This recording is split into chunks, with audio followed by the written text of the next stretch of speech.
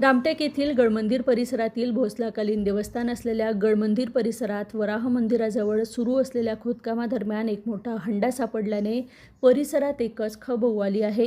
या घटनेमुळे नागरिकांमध्ये विविध चर्चांना उधाण आलं आहे। मिळालेल्या माहितीनुसार संबंधित ठिकाणी सुरू असलेल्या खोदकामादरम्यान मजुरांना जमिनीत पुरलेला एक मोठा हंडा आढळला।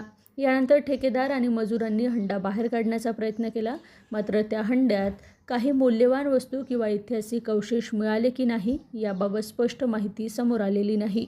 घटनेची माहिती समजताच काही पत्रकार घटनास्थळी पोहोचले असता ठेकेदाराने फोटो काढण्यास मज्जाव करत माहिती देण्यास टाळाटाळ केल्याचे समोर आले आहे।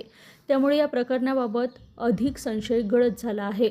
दरम्यान या ठिकाणी आणखी काही पुरातन वस्तू दडलेल्या असण्याची शक्यता व्यक्त केली जात आहे। त्यामुळे पुरातत्व विभागाकडून सखोल चौकशी झाल्यानंतर या घटनेचे खरे स्वरूप समोर येईल, असे स्थानिकांकडून सांगितले जात आहे। या प्रकारामुळे गडमंदिर परिसरात उत्सुकता आणि तणावाचे वातावरण निर्माण झाले असून पुरातत्व विभागाची चमू स्थळाला भेट देणार असून पुढील माहिती मिळणार आहे। प्रशासनाने याकडे गांभीर्याने लक्ष देण्याची मागणी नागरिकांकडून होत आहे। VKB न्यूजसाठी शेखर पाटीलची रिपोर्ट।